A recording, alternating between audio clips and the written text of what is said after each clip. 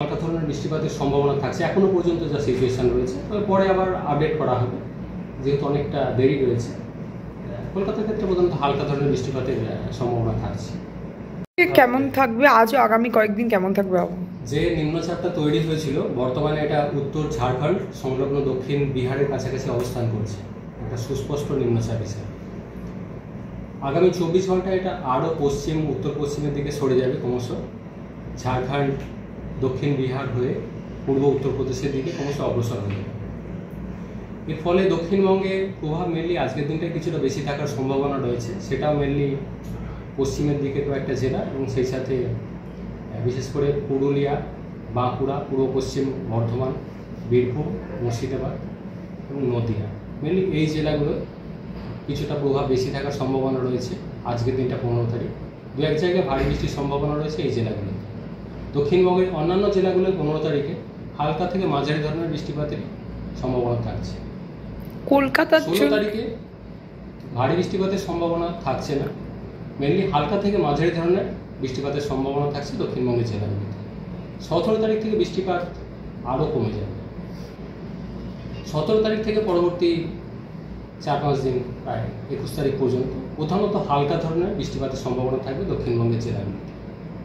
কলকাতা পার্শ্ববর্তী অঞ্চলের জন্য 15 তারিখ বা 16 তারিখে মেনলি মেঘলা আকাশ, দু এক পশলা হালকা থেকে মাঝারি ধরনের বৃষ্টিপাতের সম্ভাবনা থাকছে। অর্থাৎ প্রভাব যেটা বেশি থাকার সম্ভাবনা আজকে বলা হয়েছে মেনলি পশ্চিমের কয়েকটা জেলা, সেই সাথে মুর্শিদাবাদ, নদিয়া এই জেলাগুলিতে। উত্তরবঙ্গের ক্ষেত্রে উত্তরের জেলাগুলো যেমন দার্জিলিং, কালিম্পং, জলপাইগুড়ি, আলিপুরদুয়ার, সেই সাথে উত্তর দিনাজপুর এই জেলাগুলো দু এক জায়গায় ভারী থেকে অতি ভারী বৃষ্টির সম্ভাবনা থাকছে 15 তারিখে। উত্তরবঙ্গের অন্যান্য জেলাগুলো মালদা, দক্ষিণ দিনাজপুর, কোচবিহার এই জেলাগুলো দু এক জায়গায় ভারী বৃষ্টির সম্ভাবনা থাকছে 15 তারিখে। 16 তারিখে উত্তরবঙ্গের দার্জিলিং, কালিম্পং, জলপাইগুড়ি, আলিপুরদুয়ার, উত্তর দিনাজপুর এই জেলাগুলো দু এক জায়গায় ভারী বৃষ্টির সম্ভাবনা কন্টিনিউ করবে। 17-18 তারিখ কিছুটা কমে যাবে বৃষ্টিপাত উত্তরবঙ্গের ক্ষেত্রে। আবার 19 থেকে 21 কিছুটা বাড়ার সম্ভাবনা রয়েছে মেনলি উত্তরবঙ্গের উত্তরের জেলাগুলো। 19 থেকে 21-এর মধ্যে উত্তরবঙ্গের উত্তরের জেলাগুলো দু এক জায়গায় ভারী বৃষ্টির সম্ভাবনা থাকছে। আবার এবছর যে বৃষ্টির পরিমাণ দক্ষিণবঙ্গে কতটা কি হয়েছে আগের বছরের তুলনায়? এখনো পর্যন্ত 1 জুন থেকে আজকে পর্যন্ত দক্ষিণবঙ্গে যা বৃষ্টির কিউমুলেটিভ পরিমাণ রয়েছে প্রায় 34% বেশি রয়েছে স্বাভাবিকের থেকে। স্বাভাবিক বর্ষা এই সময় যা থাকার কথা, অ্যাভারেজ যেটা থাকে অন্যান্য বছর, তার থেকে প্রায় 34% বেশি রয়েছে দক্ষিণবঙ্গের ক্ষেত্রে। কলকাতার ক্ষেত্রে স্বাভাবিকের কাছাকাছি রয়েছে -4%, অর্থাৎ নর্মালি বলা যায়।